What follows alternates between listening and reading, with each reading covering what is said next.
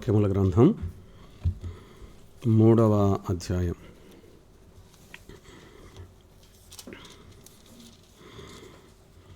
27వ వచనం. యవన కాలమున కాడిమోయుట నరునికి మేలు. ప్రార్థన. ఘనుడువైన దేవా, కృపగల తండ్రి, ఘనత మహిమ ప్రభావములకు యోగ్యుడువు, 2 దినముల కోడికల్లో విశేషమైన మీ కృపను బట్టి స్తోత్రాలు. చేరివచ్చి మీ వాక్యం విన్న వారందరిలో మీ కార్యాన్ని జరిగించండి ప్రభువా. దయగల దేవా, మీ వాక్యం ద్వారా మా జీవితాలను మీ మహిమ కొరకే మలచమని ప్రార్థన చేస్తున్నాం. స్థానిక సంఘాన్ని వర్ధిల్ల చేయండి, సరిహద్దులను విశాలపరచండి, నూతన ఆత్మలను చేర్చమని ప్రార్థన చేస్తున్నాం. మీ సన్నిధి ప్రసన్నతను కోరుకుంటూ ఈ సమయమందును జీవము గల మీ మాటల కొరకే ఆశతో ఎదురు చూస్తూ మీ ప్రియకుమారుడు మా రక్షకుడు ప్రభు అయిన క్రీస్తు యేసు వారి నామం పేరట స్తుతులు స్తోత్రాలు చెల్లించుకుంటూ వేడుకుంటున్నాము తండ్రి, ఆమెన్. మహోన్నతుడైన జీవము గల దేవునికి ఘనత మహిమ ప్రభావములు ఆరోపిస్తూ ఉన్నాం. చేరువచ్చిన వారికి అందరికీ కూడా మన ప్రభువును రక్షకుడునైన క్రీస్తు యేసు వారి నామంలో నా ప్రత్యేకమైన వందనాలు తెలియచేస్తున్నాను. ఈ 2 దినములు మీతో కూడా కలిసి దేవుని యొక్క దాసులు ఎడ్వర్డ్ జోన్స్ గారితోనూ అలాగే నవజీవన్ గారితోనూ వేదికను పంచుకొని వాక్యం చెప్పటానికి, మీతో సహవాసం చేయటానికి ప్రభు నాకు ఇచ్చిన సమయాన్ని బట్టి ప్రభువును స్తుతిస్తూ ఆహ్వానించిన స్థానిక సంఘానికి ప్రభు నామంలో నా ప్రత్యేకమైన కృతజ్ఞతలు తెలియచేస్తున్నాను. ఈ వర్తమానం అయిన వెంటనే బయలుదేరి వెళ్ళాలి కాబట్టి నా కొరకు కుటుంబం, స్థానిక సంఘం పరిచర్య నిమిత్తం మీకు జ్ఞాపకం వచ్చినప్పుడు ప్రార్థన చేయవలసిందిగా మనం చేస్తూ ఉన్నాం. ఇప్పుడు సమయాన్ని నాకు చెప్పాల్సిన అవసరం లేదు. కారణం ఏంటంటే ఇప్పుడు తొందరపాటు నాదే కనుక సాధ్యమైనంత త్వరగా వర్తమానాన్ని ముగించడానికి ప్రయత్నం చేస్తాను. విలాపవాక్యముల గ్రంథం 3వ అధ్యాయం 27వ వచనం మనం చదివాం. యవన కాలమున కాడిమోయుట నరునికి మేలు. దానిని మోపినవాడు యెహోవాయే అంటే అది ఆయనకు సంబంధించింది. ఆయన కాడి, ఆయన ప్రణాళిక, ఆయన ఉద్దేశం. ఇర్మియా ఈ మాటలు పలుకుతూ ఉన్నప్పుడు, విలపిస్తూ ఉన్నప్పుడు యూదా దేశం భయంకరమైనటువంటి దుస్థితిలో ఉంది. ఆ పరిస్థితిలో ఇర్మియా విలపిస్తూ సమయాన్ని పోగొట్టుకున్నారు. ముందే కనుక దేవుని మాట విన్నట్లయితే ఎంత మేలు. సమయం దాటిపోయిన తర్వాత మరలా తిరిగి రాదు.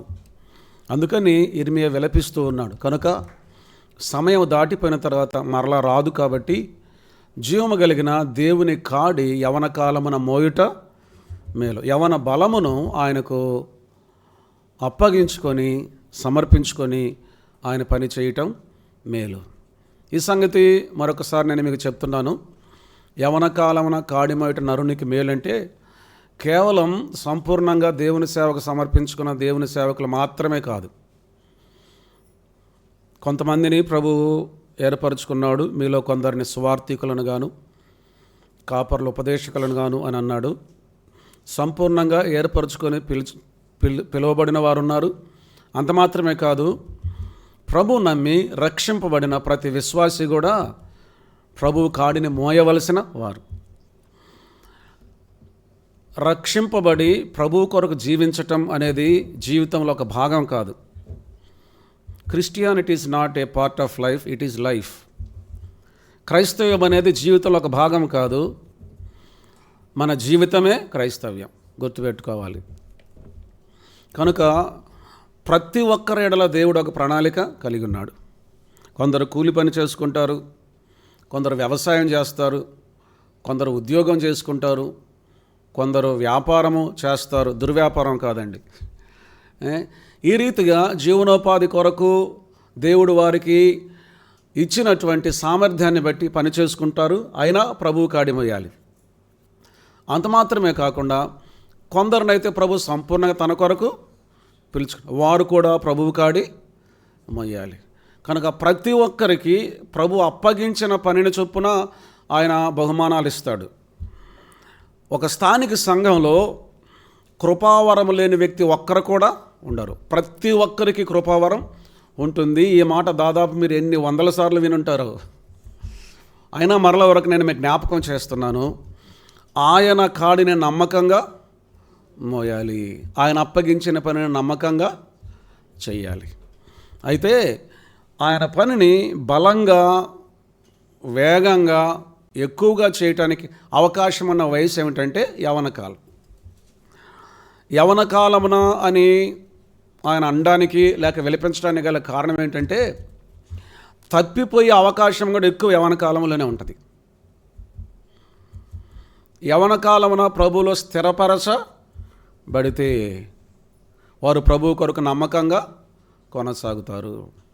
అపవాది వాని యొక్క యుక్తులు, కుయుక్తులు అన్నీ ప్రదర్శించి యవన జీవితాలను పాడు చేయడానికి ప్రయత్నం చేస్తాడు.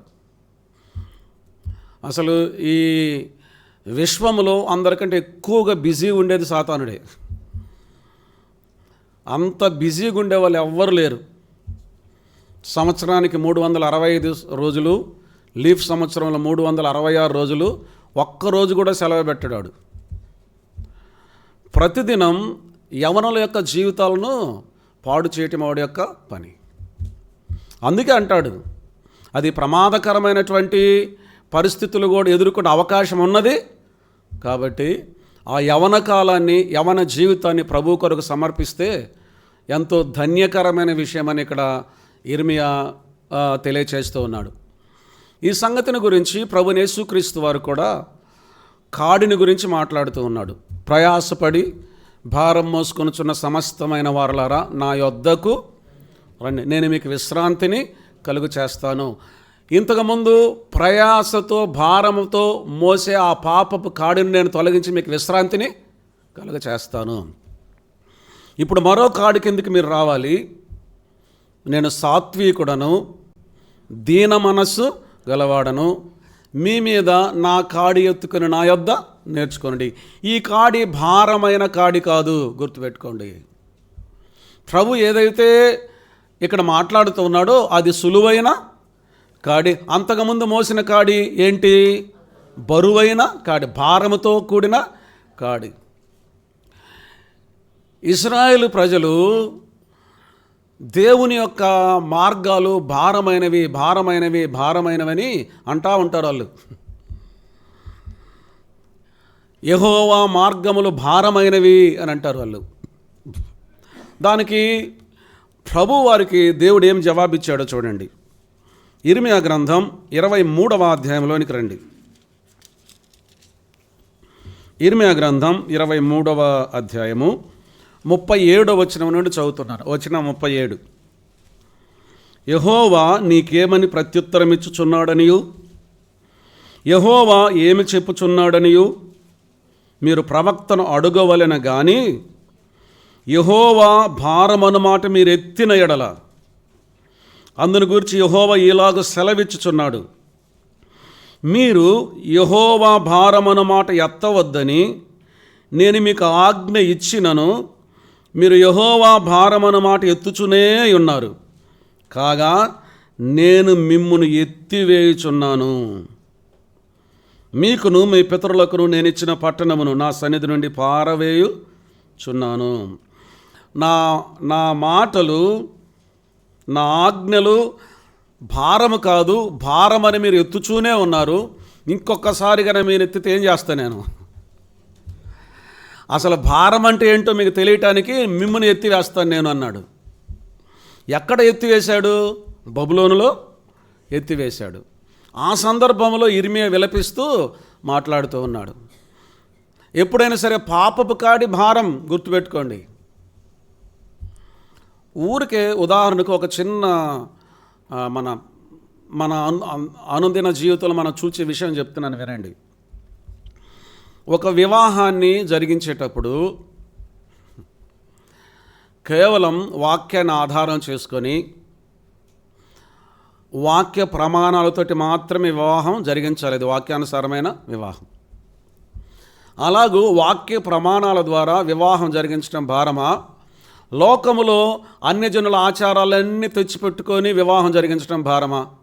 అవన్నీ ఒక్కటొక్కటి నేను చెప్పనులే, మీకు అర్థమైపోయి ఉంటాయి. ఏది భారం చెప్పండి? అన్యజనుల ఆచారాలన్నీ వివాహ వ్యవస్థలను తీసుకొని రావటం భారం, ప్రమాణాల చేత వివాహం జరిగించటం సులువు. ఏది భారం? ప్రభు ఏమన్నాడు అక్కడ? నా ఆజ్ఞలు భారమైనవి కనుక మీరు ఇంకొక్కసారి ఎత్తితే మిమ్మను ఎత్తివేస్తానన్నాడు. ఎందుకు తెలిసిన? అసలు భారం అంటే ఏంటో అర్థం కాలే వాళ్ళకు. బబులోనులో భారం అంటే ఏంటో తెలిసింది, బానిసత్వం అంటే ఏంటో తెలిసింది. ప్రియమైన వారలారా, ఎప్పుడైనా గుర్తుపెట్టుకోండి, జీవము కలిగిన దేవుడు మనకు ఏదైతే ఇచ్చాడో అవన్నీ కూడా సులువైనవే, భారమైనవి కాదు. మనమే మన జీవితాలను అన్యజనుల ఆచారాల చేత, లోక మర్యాద చేత భారముగా చేసుకుంటున్నాము. ఇది మాత్రం వాస్తవం. అందుకే దేవుని వాక్యం ఇలా తెలియచేస్తుంది, ఈ లోక మర్యాదను అనుసరించక. లోక మర్యాద భారం, మోయలేని భారం మోపుతుంది. ప్రభువైన యేసుక్రీస్తు వారు అన్నాడు, నా కాడి సులువు, నా భారము తేలిక అని అన్నాడు. అంటూ మనం విన్నటువంటి మాట, మీ మీద నా కాడి ఎత్తుకుని నా యొద్ద నేర్చుకుని. ఆయన కాడి మోయాలి అంటే ఆయన యొద్ద నేర్చుకోవాలి. ప్రత్యక్ష గుడారంలో 25 సంవత్సరాలకు వస్తారు. 30 సంవత్సరాల నుంచి వారి యొక్క సేవను మొదలెడతారు. 5 సంవత్సరాలు వాళ్ళు నేర్చుకుంటారు. మనమందరము కూడా దైవ సేవలో ఉన్నాము. మనకు పదవి విరమణ లేదు, జీవితాంతం నేర్చుకుంటూనే ఉండాలి. ఎవరి యొద్ద నేర్చుకోవాలి? ప్రభువైన యేసుక్రీస్తు వారి యొద్ద నేర్చుకోవాలి. యేసుక్రీస్తు ప్రభు వారి యొద్ద ఏమి నేర్చుకోవాలి? ఆయననే నేర్చుకోవాలి. ఆయనను గురించి కాదు, ఆయననే నేర్చుకోవాలి. ఆయనను నేర్చుకున్నట్టు ద్వారా ఆదిలో మొదటి ఆదాము ఏదైతే కోల్పోయాడో, తద్వారా మన అందరము కూడా ఏదైతే కోల్పోయామో అది పునరుద్ధరించబడి మరలా దేవుని యొక్క పోలికలోనికి మనము మార్చబడతాం. దీనిని రూపాంతర అనుభవం అన్నాడు. అదే రోమీలకు రాసిన పత్రిక 8వ అధ్యాయంలో పౌలు గారు కూడా మాట్లాడుతూ ఉన్నాడు. ఆయన తన కుమారునితో సారూప్యము కలవారగుటకు అని అన్నాడు. ప్రభువైన యేసుక్రీస్తు వారి యొక్క సారూప్యం ఏమిటా? సారూప్యం సంపూర్ణమైన మానవత్వం. గుర్తుపెట్టుకోండి, 100% దేవుడు, 100% మానవుడు. ఇప్పుడు ఆయన మనకు మాదిరిగా ఉంచింది, మానవుడు ఎలా జీవించాలో ఆ మాదిరిని మన ఎదుట యేసుక్రీస్తు ప్రభువారు ఉంచాడు. ఎందుకంటే దేవుడు మనల్ని మానవులనుగానే సృష్టించాడు కాబట్టి. దీని యొక్క అర్థం ఏంటి? మనలో మానవత్వపు లోపం ఉంది. ఈ మానవత్వం యొక్క లోపానికి కారణం ఏంటి? మొదటి ఆదాము. ఉదాహరణకి ఎవరైనా ఏదైనా చేయకూడని పని చేశారనుకోండి, ఏమంటామంటే నువ్వు మనిషివి కాదు అంటారనరా. కారణం ఏంటి? మనిషి ఈ పని చేయడం. ఎన్ని చేసి ఉంటాం మనం అటువంటి. కారణం ఏం తెలిసిన? మన మానవత్వాన్ని కోల్పోయాము మొదటి ఆదాములో. సంపూర్ణ మానవుడైన ప్రభువైన యేసుక్రీస్తు వారు కడపటి ఆదాముగా దేవుడు ఏదైతే మానవత్వం మనలో ఉండాలని కోరుకుంటున్నాడో దానిని మనలో పునరుద్ధరిస్తూ ఉన్నాడు. ఇంకొక విషయాన్ని ఇక్కడ మీరు మనసు పెట్టి జాగ్రత్తగా అర్థం చేసుకోవాలి. ఏదైనాలో ఆత్మీయమైనటువంటి మరణం అనగా దేవునికి మానవునికి ఎడబాటు కలిగింది మొదటి ఆదాము ద్వారా. ప్రభువైన యేసుక్రీస్తు వారి ద్వారా మరలా దేవునితో ఉండే సంబంధం పునరుద్ధరించబడింది. ఇప్పుడు దేవుడు మానవునిలో ఉంటూ ఉన్నాడు. గలతీలకు రాసినటువంటి పత్రిక 2వ అధ్యాయంలోనికి రండి.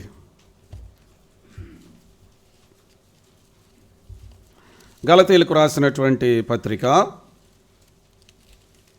2వ అధ్యాయము 20వ వచనం చదువుతున్నాను చూడండి. నేను క్రీస్తుతో కూడా సిలువ వేయబడి ఉన్నాను, ఇకను జీవించువాడను నేను కాను, క్రీస్తే నాయందు జీవించుచున్నాడు.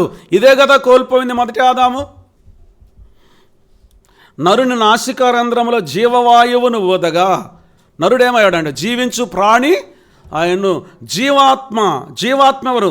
ప్రభునేసుక్రీస్తు వారే. నేనే మార్గమును సత్యమును జీవమును, నా ద్వారా తప్పెవడను తండ్రి వద్దకు రాడు. జీవమైన ప్రభు అయిన యేసుక్రీస్తు వారు ఇప్పుడు ఎక్కడున్నాడు? క్రీస్తే నా యందు జీవించుచున్నాడు.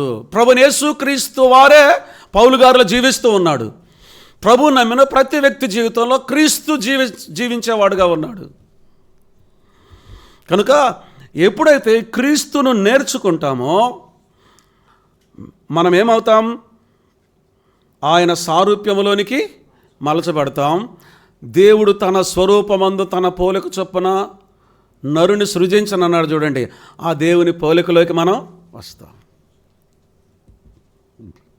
అదే ఎఫెసీలకు రాసినటువంటి పత్రికలో మనం చదువుకున్నాం.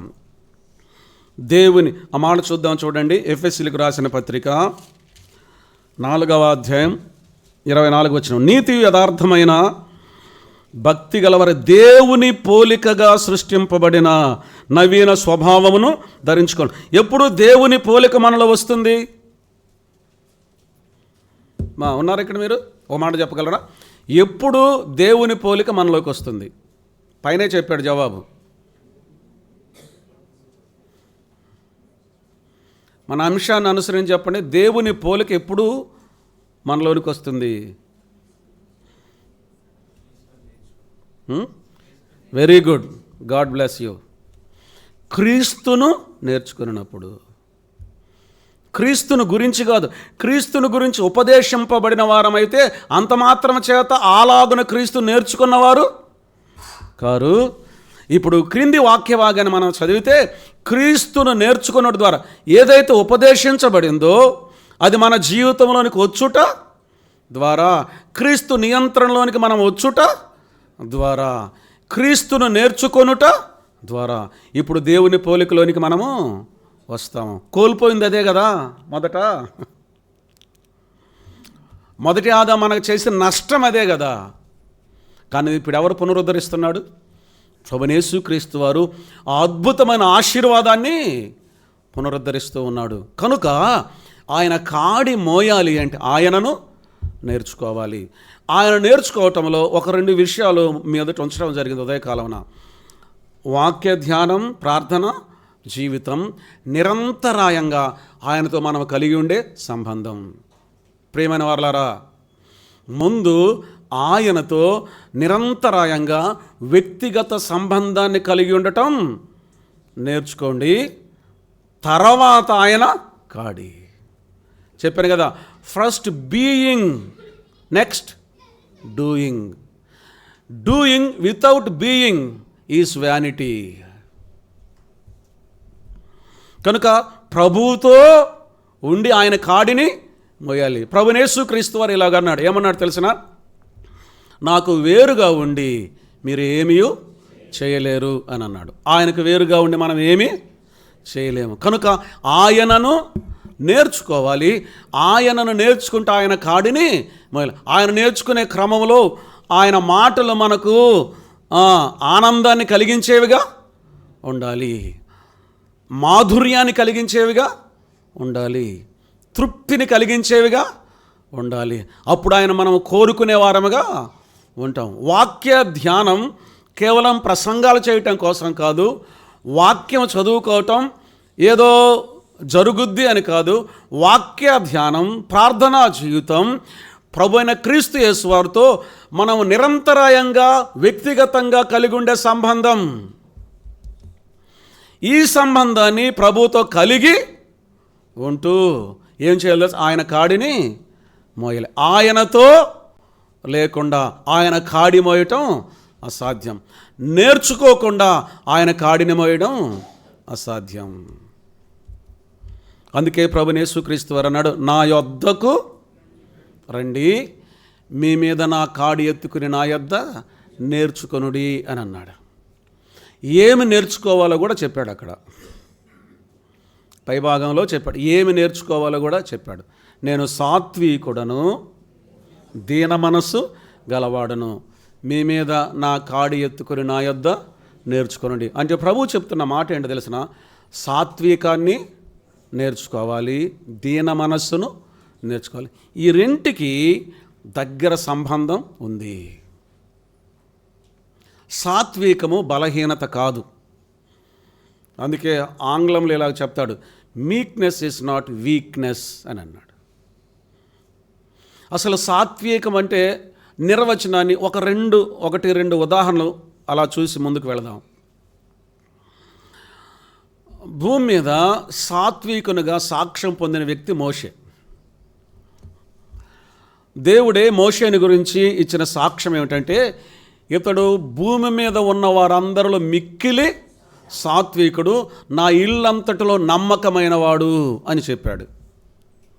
సాత్వికం అనగా ఏమిటో మోషే యొక్క జీవితంలో మనం గమనిస్తే ఇలాగ చూడగలం.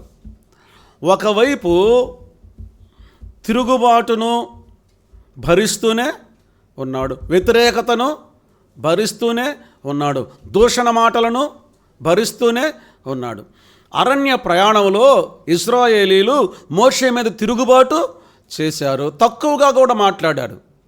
దైవ సన్నిధిలో సీనాయి కొండ మీద 40 దినాలు ఉన్నప్పుడు వారు ఏమంటారు తెలిసిన, ఏమాత్రం లెక్క లేకుండా అంతకుముందు ఎన్ని కార్యాలు జరిగాయి. మోషే ద్వారా దేవుడు అద్భుత ఆశ్చర్య కార్యాలు జరిగించాడు. సముద్రము 2గా విడిపోయి మధ్యలో నడవటం అంటే సామాన్యమైన విషయం. ఆరిన నేలను వారు కన్నులతో చూశారు కదా, కానీ తిరస్కారంగా మాట్లాడారు మోషేను. ఏమన్నారో తెలిసిన, మోషే అనువాడు ఏమాయనో మాకు తెలియదు అని అన్నాడు. సబబేనా, కానీ మోషే భరించాడు. అంత మాత్రమే కాదు, నీవు మాత్రమే నాయకుడివా, మేము కాదా. కోరహుతున్న వారందరూ తిరుగుబాటు చేశారు. అంత మాత్రమే కాదు, అహరోను మిరియాములు కూడా తిరుగుబాటు చేశారు. ఎవరి మీద? మోషే మీద. ఇశ్రాయేలు ప్రజలు మోషే మీద తిరుగుబాటు చేసి సనుగుడు గొనుగుడు.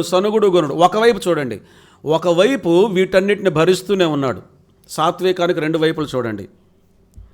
ఒకవైపు వీటన్నిటిని భరిస్తున్నాడు, ప్రతీకారం తీర్చుకున్నవాడు కాదు. మరి ఒక వైపు ఎవరైతే తనకు విరోధంగా వ్యతిరేకంగా తిరుగుబాటు చేశారో వారికి మేలు చేస్తూ ఉన్నాడు. మరొక వైపు ఒకటి తిరుగుబాటును భరించటం, రెండవది తిరుగుబాటు చేసిన వారికి కూడా మేలు చేయటం. మోషే హృదయము ఎంత గొప్పది అంటే, ప్రభు అన్నాడు, వీళ్ళు లోబడిన వాళ్ళని ప్రజలు, వీళ్ళతో కాదు, వీళ్ళందరినీ తీసివేసి వీళ్ళందరినీ కూడా లేకుండా చేసి నీకు ఒక క్రొత్త జనాంగాన్ని నేను పుట్టిస్తానంటే మోషే ఏమన్నాడు తెలిసిన, ప్రభు అలాగూ చేయవద్దు అని. ఒకవేళ నీవు అలాగూ చేసినట్లయితే నీ గ్రంథంలో నుండి నా పేరు తుడిచివేయము అని అన్నాడు, తొలగించుము అని అన్నాడు. చూసారా, ఒకవైపు ఎవరైతే తిరుగుబాటు చేస్తున్నారో వారిని భరించాడు, మరొక వైపు వారి కొరకు ప్రార్థన చేశాడు. అంటే ప్రతీకారం లేకపోక తిరిగి మేలు చేయటం. దీనిని గురించి రోమిలకు రాసిన పత్రికలో కూడా పౌలు గారు రాస్తే ఏమన్నాడు తెలిసిన, కీడుకు ప్రతి కీడు ఎవనికిని చేయకుడి అంటూ మేలు చేత కీడును జయించుడి అని అన్నాడు. కనుక ఎవరైనా మనకు కీడు చేశారనుకోండి, మనం ఏం చేయాలి తెలిసిన, ప్రార్థన చేసుకోవాలా. ఎందుకు? భరించడం చాలా కష్టం. ప్రభు ఈ కీడును భరించే శక్తి నాకు దయచేయి. అంత మాత్రమే కాదు, కీడు చేసిన వ్యక్తికి మేలు చేసే అవకాశం దయచేయమని ప్రార్థన చేయాలి. నేను అలా చేసుకుంటాను. ఎవరైనా చేస్తే కీడు చేసిన వ్యక్తికి మేలు చేసే అవకాశం దయచేయ ప్రభా, కనీసం అప్పుడన్నా నా మనసు ఏందో అర్థం చేసుకుంటాడు. మేలు చేత కీడును జయించమన్నాడు. సాత్వికం ఒకవైపు భరించటం, మరొక వైపు వారి మేలు కోరుకోవటం.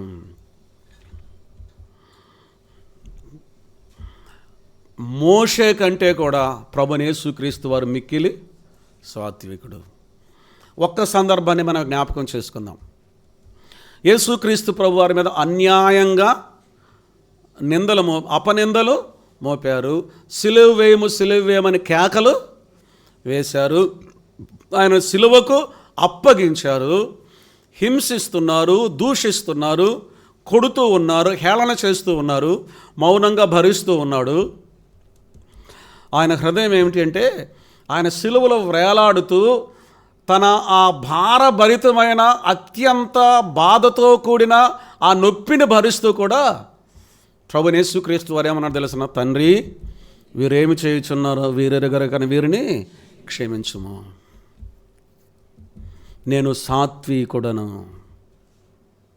ఒకవైపు కీడును భరించటం, మరొక వైపు కీడు చేసిన వారికి సహితం మేలు చేయటం, ఈ సాత్వికం నా దగ్గర మీరు నేర్చుకోమంటున్నాడు ప్రభు. ఈ దినాలలో నేను కొంచెం గమనించిన విషయం ఏంటంటే, ఏమనుకోవద్దు ఇలాగంటున్నానని, బయట మనం ఒకవేళ ఏదైనా పని చేసుకుంటుంటే, లేదా వ్యాపారం చేస్తుంటే, లేక ఉద్యోగం చేస్తుంటే, ఏ పని చేస్తుంటే బయట ఎవరైతే ఉంటారో వాళ్ళతో బాగానే సమాధానంగానే ఉంటాం.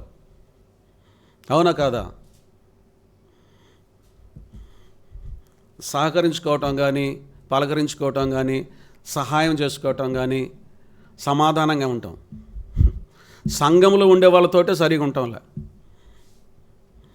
అది అత్యంత విచారకరమైన విషయం, బాధాకరమైన విషయం.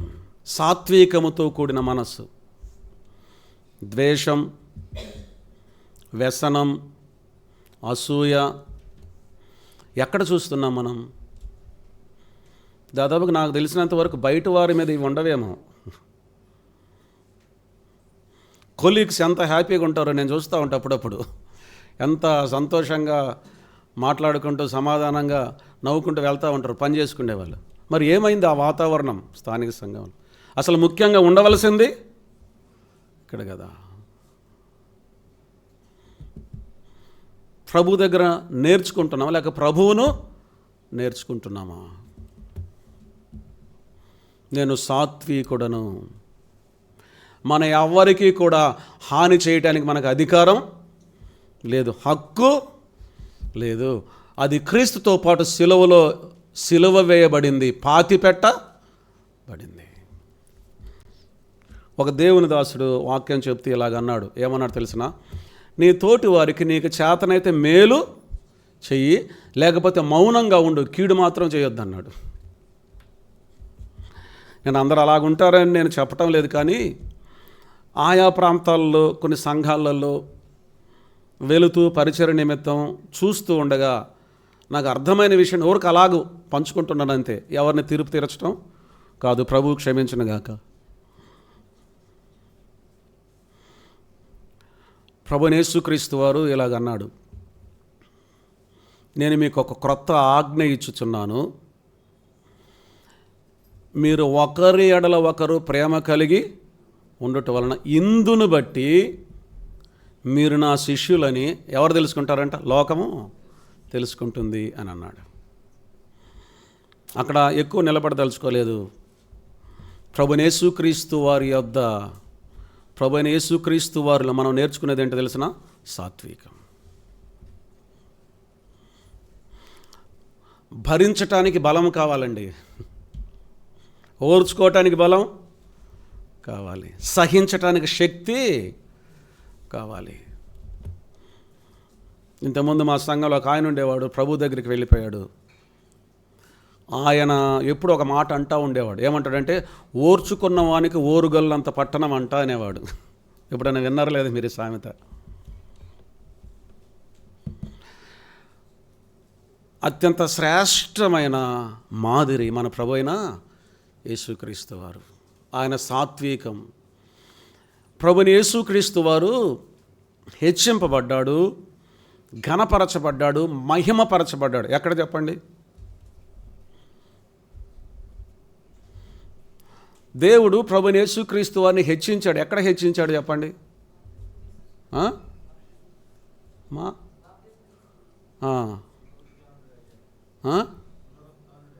పునరుద్ధానుడయ్యాక ప్రభుని యేసుక్రీస్తు వారు అత్యధికముగా హెచ్చింపబడింది సిలువలో. ఫిలిప్పీలకు రాసిన పత్రిక 2వ అధ్యాయంలోనికి రండి.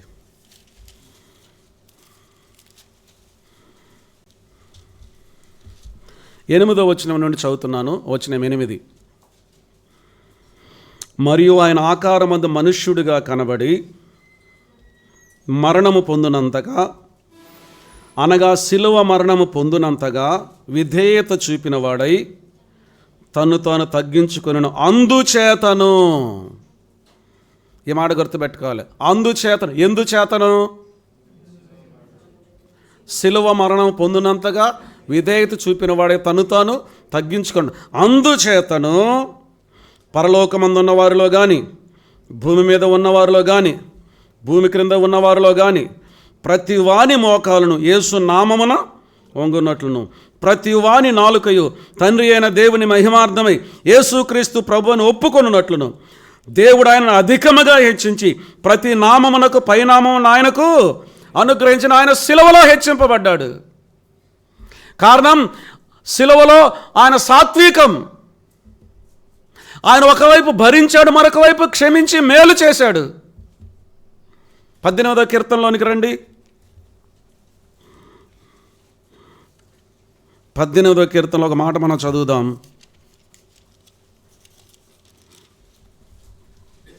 35వ చరణం చదువుతున్నాను.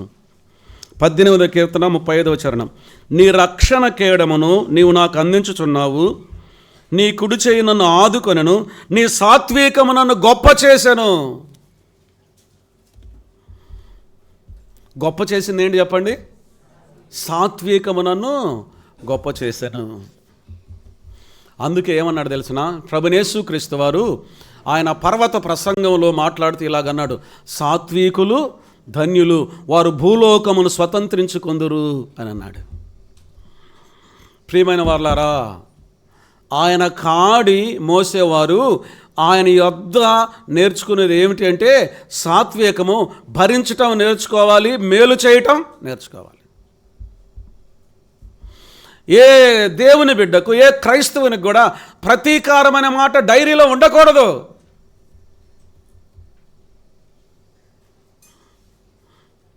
అది మన డిక్షనరీలో ఉండకూడదు. ప్రభువైన యేసుక్రీస్తు వారు సాత్వికుడు, నన్ను నేర్చుకోండి. ఏంటో తెలిసిన? సాత్వికాన్ని మన జీవితాల్లో కలిగి ఉండటం. సాత్వికుడైన ప్రభువైన యేసుక్రీస్తు వారు మన జీవితాల్లో ఉండటం. ఇప్పుడు వినండి, నీవు ఆయన కాడి మోయాలి అంటే ఏముండాలి చెప్పండి? సాత్వికం ఉండాలి. షార్ట్ టెంపర్ ఉంటే మోయలేరు కాడి. త్వరగా కోపపడే తత్వం ఉంటే కాడి మోయలేరు. కొన్నిసార్లు యవ్వన ఎద్దులు ఉంటాయి కదా, గిత్తలు అని అంటారు. వాటిని క్రొత్తగా ఈ పొలం దున్నటం నేర్పించేటప్పుడు ఎగిరెగిరి దూకుతూ ఉంటాయి. కారణం ఏంటంటే కాడి అలవాటు లేదు, మెడంతా మంట పడుతుందేమో బహుశా. కానీ ఆయన కాడి మోయాలి అంటే ఏముండాలి చెప్పండి? భరించే తత్వం, సాత్వికం ఉండాలి. కారణం ఏంటి తెలిసిన? ఎందుకు అవసరం సాత్వికం? మనమున్న పరిస్థితులు ప్రతికూలం, మనమున్న ప్రపంచం ప్రతికూలం, మనలో ఉన్న ప్రాచీన స్వభావం ప్రతికూలం. కనుక కాడి మోయటానికి ఏం అవసరం? సాత్వికం అవసరం. మీరు నా కాడి మోయాలి అంటే నాలో మీరు నేర్చుకోవాల్సింది సాత్వికం. ప్రభువైన యేసుక్రీస్తు వారు ఎంత మంచి బోధకుడు అంటే ఆయన కేవలం చెప్పినవాడు కాదు, జీవించి చూపించినవాడు. ఆయన జీవము మనలో ఉంటే మనం సాత్వికం గలవారముగా ఉంటాం. ఆయన హెచ్చింపబడిన సందర్భంలో ఫిలిప్పీలకు రాసిన పత్రిక 2వ అధ్యాయంలో పైన అంటాడు, క్రీస్తు యేసునకు కలిగిన ఈ మనస్సు మీరును కలిగి ఉండి.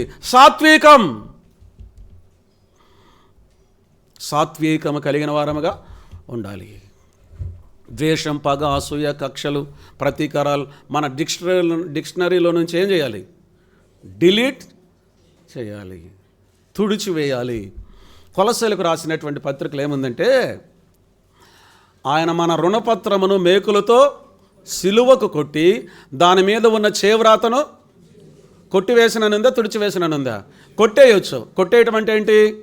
ఒక ఎర్రసిర కలం తీసుకొని రెండు అలా పెడితే కొట్టేసినట్టే, కానీ కనపడతా ఉంటాయి. కానీ అక్కడ కొట్టివేసినట్లేదు, తుడిచివేసినట్లు ఉంది. తుడిచివేయాలి ఇటువంటి వాటిని మన జీవితాల్లో నుంచి. కనీసం కనపడకూడదు. సాత్వికంతోనే ప్రభువును మనం సేవించగలం. ఆయన కాడిని సాత్వికంతో ఆయన కాడి మోస్తాం, షార్ట్ టెంపర్తో మోయలేము. ఒక చిన్న ఉదాహరణ నా జ్ఞాపకానికి వస్తుంది, చెప్తాను. అపోస్తుల కార్యం గ్రంథం 10వ అధ్యాయంలో మనందరికీ ఎరిగిన సంఘటన. కొర్నేలి ప్రభువు నమ్ముకున్నాడు. పెద్దల దగ్గర, యెరూషలేము పెద్దలకు రాగానే పేతురు మీద తిరుగుబాటు చేశారు. ఏమన్నారు తెలిసిన? నీవు అన్యుని యొద్దకు ఎందుకు వెళ్ళావు అని పేతురు మీద తిరుగుబాటు చేశాడు. అక్కడ 10వ అధ్యాయంలో ఏదైతే జరిగిందో 11వ అధ్యాయంలో కూడా అదే మరలా రాశాడు. ఎందుకు 2 అధ్యాయాలు ఇంకేదైనా రాయచ్చుగా? జరిగిన సంగతి ఒకసారి రాసింది మరలా ఎందుకు 2 అధ్యాయంలో కూడా రాశాడు? పేతురు ఏం చేశాడు తెలిసిన? కొర్నేలి యొద్దకు వెళ్ళినప్పటి నుంచి ప్రభు తనను ఎలాగూ నడిపించాడో, ఎలాగూ సువార్త ప్రకటింపజేశాడో, కొర్నేలి కుటుంబం ఎలాగూ ప్రభువు నమ్ముకున్నారో, అన్యజనులు ఎలాగూ విశ్వసించారో అంతా జరిగింది ఉన్నదన్నట్టుగా తేటగా అన్నీ చెప్పాడు వాళ్ళకు. నేను అనుకుంటాను పేతురికి ఎంత ఓపిక అండి. పేతురు కొంచెం తొందరపడే స్వభావం ఉన్నట్టు మనం చదువుతాం కదా లేఖనాల్లో. ఎంత ఓర్పు, ఎంత ఓపిక, ప్రభు ఎంత సహనం ఇచ్చాడు. ఇది నేను ఎందుకు జ్ఞాపకం చేస్తున్నానంటే, పేతురును ప్రభు హెచ్చించాడు. సంఘ మర్మాన్ని మొట్టమొదటిగా పేతురుతో ప్రస్తావించాడు. పేతురుక ప్రత్యేకమైన విశిష్టత ఉంది. ఇక్కడ యెరూషలేము పెద్దల యొద్ద వారు ప్రశ్నించినప్పుడు, మీకేం చెప్పేది, చెప్పాల్సిన అవసరం నాకు లేదనిలా. నాకు అర్థమవుతుందా? ఓర్పుతో ఏదైతే జరిగిందో ఉన్నది ఉన్నట్టుగా పూసగుచ్చినట్లు మరలా విషయాలన్నీ చెప్పాడు. అందుకే లిఖించాడు అక్కడ. అప్పుడు ఏమైంది? అలాగైతే దేవుడు కూడా అన్యజనులకు నిత్య జీవార్థమైన మారు మనసు కలుగు చేసినాడని వాళ్ళు ఏం చేశారు? ప్రభువును స్తుతించారు. సంఘాల్లో సమస్యలకు కారణమేంటి తెలిసిన? స్పష్టత లేకపోవటం,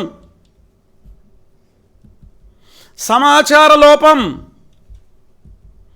ఆ సమాచారం ఇవ్వాలంటే ఏముండాలి చెప్పండి?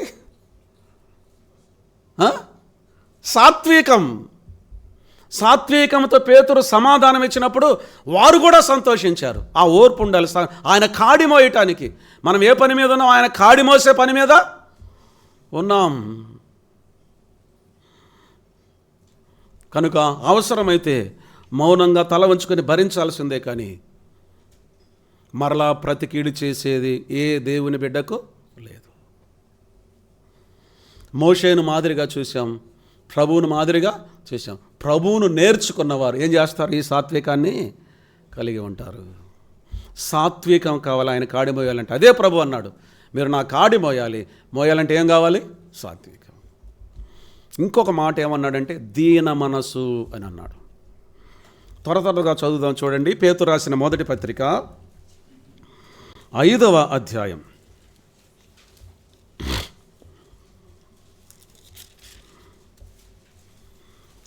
1వ వచనం నుండి చదవాలి. 6వ వచనం వరకు, 6 వచనాల వరకు చదవాలి. చదువుతాను చూడండి.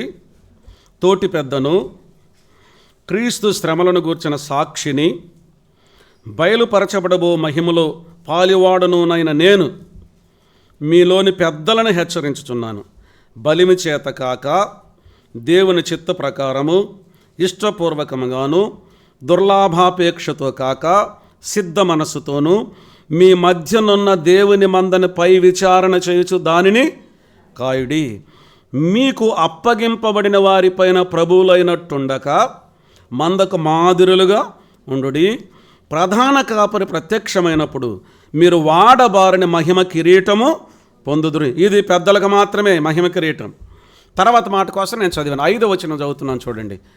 చిన్నలారా ఏమన్నాడు? మీరు పెద్దలకు లోబడి ఉండుడి. ఎలాగైనా సరే లోబడి ఉండాలా. అర్థమవుతుందండి? పెద్దలు ఎలా ఉండాలి చూపించాడు పైన. పిల్లలారా ఎలా ఉన్నా మీరు లోబడాలి. చిన్నలారా మీరు పెద్దలకు లోబడి ఉండి మీరందరూ ఎదుటి వాని ఎడల దీన మనస్సును వస్త్రం ధరించుకొని మిమ్మల్ని అలంకరించుకొనుడి. దేవుడు అహంకారులను ఎదిరించి దీనులకు కృప అనుగ్రహించును. దేవుడు తగిన సమయమందు మిమ్మల్ని హెచ్చించున్నట్లు ఆయన బలిష్టమైన చేతి క్రింద దీన మనస్కులై ఉండుడి. పైన ఎవరున్నారు? పెద్దలు ఉన్నారు. కింద ఎవరున్నారు? చిన్నలు. ఆ పెద్దల తర్వాత పెద్దలు ఎవరు? ఈ చిన్నలే. ఏం చేయాలి వీళ్ళు? ఇంకొక ముఖ్యమైన మాట. ఇంకా ఇంకా ఇంకా ఇంకా ఇంకేమన్నా చెప్తారేమో. ఇక్కడ ఎవరో చెప్పినట్లున్నారు. Very good. తగిన సమయమందు వీళ్ళేం చేయాలి? తగిన సమయం అంటే వాళ్ళ ఆవేశం కాదు, వాళ్ళ ఉద్రేకం కాదు, వాళ్ళ తొందరపాటు కాదు, వారి దుడుకుతనం కాదు. తగిన సమయం అంటే ఏ సమయం? తగిన సమయమందు దేవుడు మిమ్మల్ని హెచ్చించినట్లంటే ఏ సమయం అది? దేవుని సమయం. ఆ సమయం వరకు ఏం చేయాలి?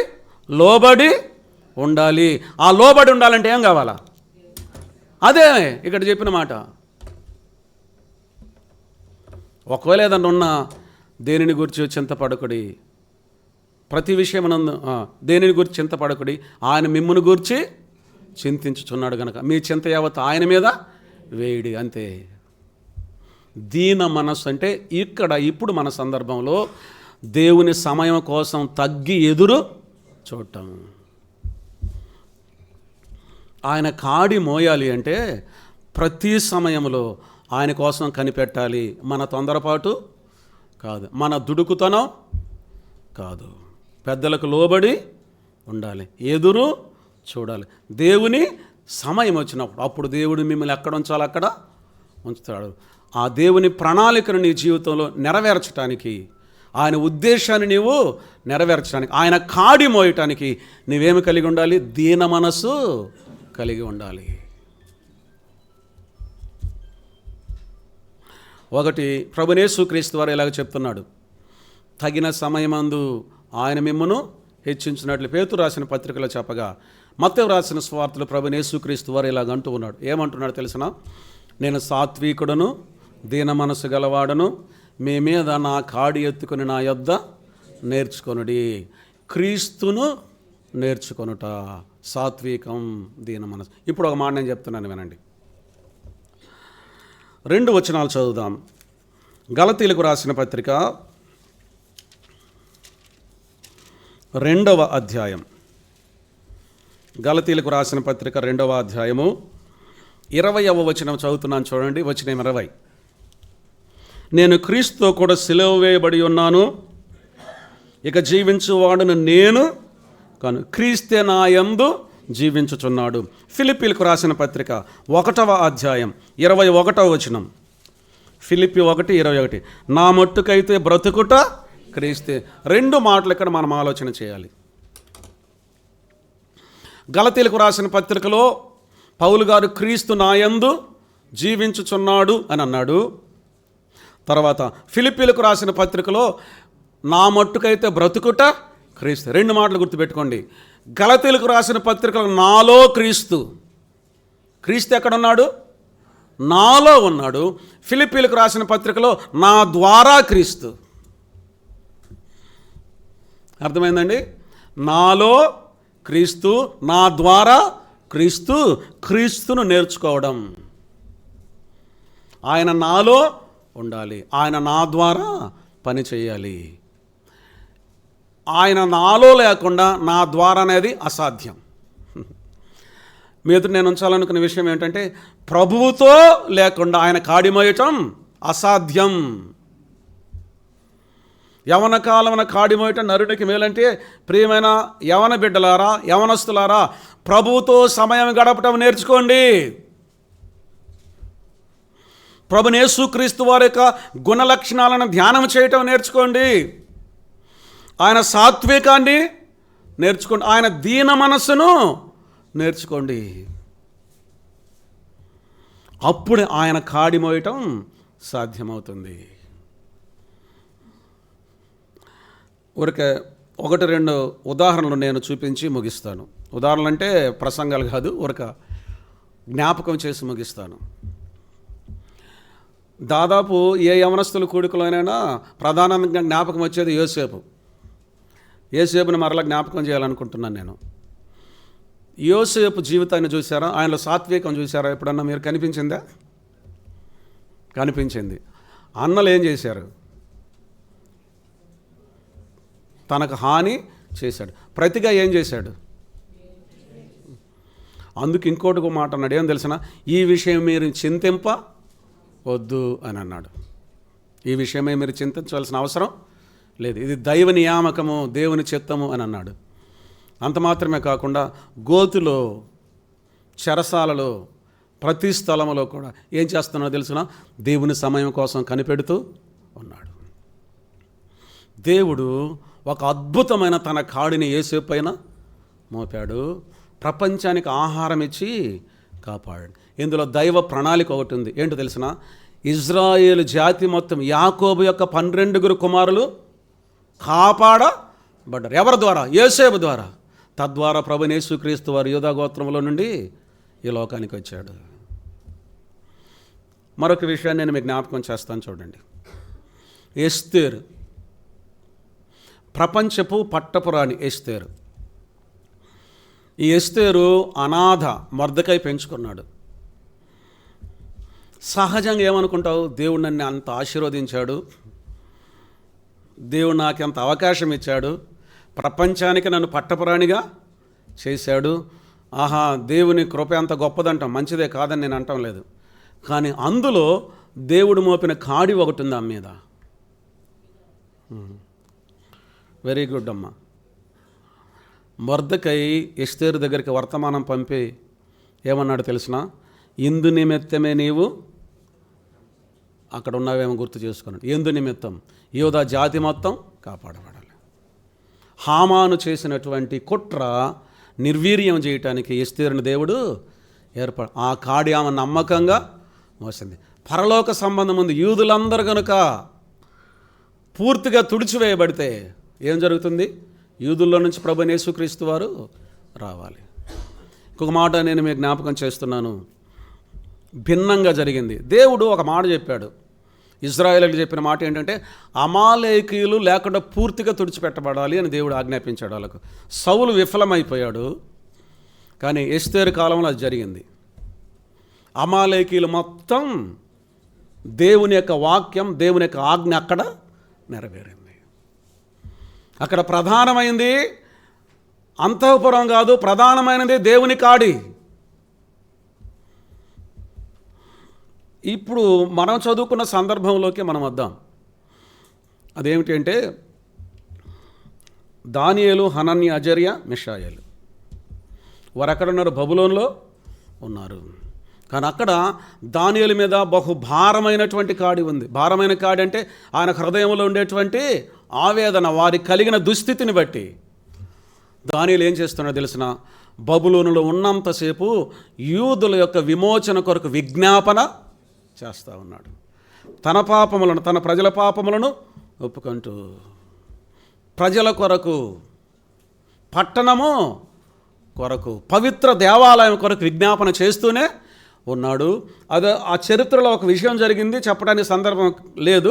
కానీ దానియేలును బట్టి కోరేషు యూదులకు ఆజ్ఞాపించాడు, మరలా తిరిగి వెళ్ళి మీరు దేవాలయాన్ని నిర్మించుకోమని.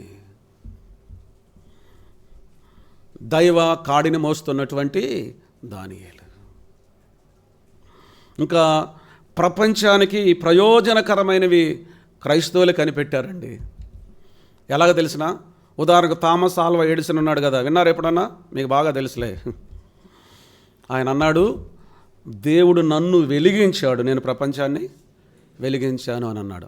మొదట ఆయన సాక్ష్యం ఏంటి? దేవుడు నన్ను వెలిగించాడు.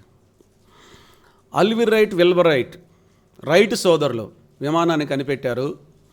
ఎలిజబెత్ రాణి, బ్రిటిష్ రాణి వారి దగ్గర కబురు పంపి, నేను వస్తున్నాను ఈరోజు, మీరు కనిపెట్టిన విమానాన్ని నాకు చూపించాలి అని చెప్పింది. ఈరోజు మేము మీకు చూపించాం, ఈరోజు ఆదివారం మేము ఆరాధనకు వెళ్ళాలన్నారు వాళ్ళు. వారి జీవితంలో ఎవరు చేస్తున్న ప్రథమ స్థానం? వీరు కనిపెట్టిన ప్రపంచానికి ఎంత బృహత్తరంగా ఉపయోగపడ్డాయో చూడండి. అది సైతం మానవుల కోసం దేవుడు వాడుకున్నాడు వాళ్ళను. ఇది మనకు అర్థం కావాలి. ఇప్పుడు ఉండేటువంటి వైద్య శాస్త్రం ఇంత జ్ఞానం లేకపోతే పరిస్థితి ఏంటి? సింప్సన్ క్లోరోఫామ్ కనిపెట్టకపోతే పరిస్థితి ఏంటి? సింప్సన్ ఎలా కనిపెట్టాడు? ఆదామునకు గాఢ నిద్ర కలుగ చేసి, గాఢ నిద్ర కలిగే అవకాశం కూడా ఉంది. ఇవన్నీ దైవ ప్రణాళిక. దేవుడు ఏర్పరచుకున్నాడు కొంతమందిని, ఒక్కొక్కరిని ఒక్కొక్క పని కొరకు. మానవ కొరకు అవసరమైనవన్నీ ప్రభు అనుగ్రహించాడు, అద్భుతాలు చేసి. ఇవన్నీ వింటుంటే బాగానే ఉన్నాయి. ఇంకొక విషయం చెప్పాలి నేను, ఇవి బాగానే ఉన్నాయి. ఒకవేళ ప్రభువు అందు నిమిత్తం మిమ్మల్ని ఏర్పాటు చేసుకుంటే మంచిదే, ఆయన కాడి పోయండి. కానీ అందులో అందరూ ప్రభువుని మహింపరిచారు. యేసేపు ఎవరిని మహింపరిచాడు? ప్రభువును. దేవునికి విరోధంగా అన్నాడు. ఎస్తేరు దేవుడనే మాట లేకపోయినా ఆమె జీవితంలో దేవుని యొక్క కార్యానికి లోపడి. హనన్య, దానియేలు, మిషాయేలు, అజరే ఏం చేశారు? దేవుని మహింప. చరాల తెలిసిన ప్రపంచ చక్రవర్తి కూడా వాళ్ళ పాదాల దగ్గరికి వచ్చి ప్రభువును మహింపరిచాడు. ఆయన తప్ప వేరొక దేవుడు లేడన్నాడు. నువ్వు ఎక్కడున్నా, నువ్వు ఉన్నత స్థాయిలో ఉన్నా, ఏ స్థితిలో ఉన్నా, నీ జీవితం ద్వారా దేవుడు మహిమ పొందాలి. నీవు ఆయన కాడిని మోస్తే, ఆయన ప్రణాళిక నీ జీవితంలో నెరవేర్స్తే ప్రభు నీ జీవితంలో అంతిమంగా మహిమ పొందుతాడు. అదే రుజువు. ఇంకొకటి చెప్పి ముగిస్తాను, చెప్పక తప్పదు. మీరందరూ డేవిడ్ లివింగ్స్టన్ పేరు ఖచ్చితంగా వినుంటారు. ఈయనకు యేసేపు, ఎస్తేరులాగా కిరీటాలు లేవు, సింహాసనాలు లేవు. వైద్య శాస్త్రం, డాక్టర్. ఇంగ్లాండ్ దేశంలో లండన్ నగరంలో పేరు పైసలు సంపాదించుకోవాల్సినటువంటి స్థితి అయింది. దేవుడు నన్ను ఐరోపాకు ఆఫ్రికాకు వెళ్ళమన్నాడు అని అన్నాడు స్నేహితులతోటి. పిచ్చివాడు నువ్వేమన్నా, ఇంత పెద్ద చదువుకొని ఆఫ్రికా ఖండానికి వెళ్తానంటావు ఏంటి అంటే, దేవుడు నన్ను ఆఫ్రికా ఖండానికి వెళ్ళమన్నాడు. అక్కడికి వెళ్ళాడు. ఆయన కాడిని మోసాడు. ఆయన జీవిత చరమాంకంలో కన్ను దెబ్బతినింది. వివరాలు చెప్పడానికి సమయం లేదు. చేయి దెబ్బతినింది, కాలు దెబ్బతినింది. విడిచి వచ్చినవాడు కాదు, చీకటి ఖండాన్ని వెలిగించినవాడు. ఆఫ్రికా వాసులు అన్నారు, డేవిడ్ లివింగ్స్టన్ చనిపోయినప్పుడు ఆయన గుండెలో మేమున్నాం, ఆయన గుండెను మాకు ఇచ్చి దేహాన్ని తీసుకొని వెళ్ళమన్నారు. ఆయన గుండెను ఆఫ్రికాలో పాతిపెట్టారు, దేహాన్ని ఆయన స్వదేశంలో పాతిపెట్టారు. ఆ కాడిని ఆయన మోయవలసి వచ్చింది. ప్రభు ఏ కాడి మోపినా మోయటానికి సిద్ధంగా ఉండాలి. యవన కాలం అనే మాటకు ఇంకొక ఉదాహరణ నేను చెప్తాను. డేవిడ్ బ్రెయినార్డ్ అనే పేరు విన్నారా? అమెరికా దేశంలో రెడ్ ఇండియన్స్ మధ్య సేవ చేశాడు ఆయన. ఒక సేవకుడు 70 సంవత్సరాల్లో చేసే సేవ 4 సంవత్సరాలు చేశాడు ఆయన. గుర్రం మీద తిరిగి. విచిత్రమైన విషయం ఏంటి తెలిసిన? క్షయవ్యాధిగ్రస్తుడు, టీబీ పేషెంట్. 29 సంవత్సరాల వయసులో ప్రభు దగ్గరికి వెళ్ళాడు. ఎలా వెళ్ళాడు? 70 సంవత్సరాల సేవ 4 సంవత్సరాలు చేసి వెళ్ళాడు. ఆయన మోపిన కాడిని మోయటానికి సిద్ధంగా ఉండాలి. ప్రభునేసు క్రీస్తు వారు నా కాడి సులువు, నా భారము తేలికను. ఎందుకు తెలిసిన? ఆయన ఎల్లప్పుడూ మనలో ఉన్నాడు కనుక మోసేది ఎవరు? ఆయన. యవన కాలమున కాడి మోయట నరునికి. ప్రియమైన యవనస్తులారా, ఒక ఆలోచనకు రండి. ప్రభువా, నువ్వు సంపూర్ణమైన దేవుని సేవకు రమ్మని కాదు ఇక్కడ. నువ్వు ఏమి చేస్తున్నావో, ఎక్కడున్నావో, ఏ పనులు ఉన్నావో, ఏ ఉద్యోగంలో ఎక్కడున్నా సరే అక్కడ ప్రభువా నీ కాడిని మోయగలిగిన కృపను నాకు దయచేయి. ఈ భూమి మీద నీ పరలోకపు ప్రణాళిక నెరవేర్చే ధన్యత నాకు దయచేయి. ఎందుకు తెలిసిన? యవన కాలమున కాడి మోయట నరునికి మేలు. నీవు మోసిన ఈ కాడికి ప్రతిఫలం ఎక్కడ కనపడుతుంది? రేపు క్రీస్తు న్యాయపీఠం ఎదుట.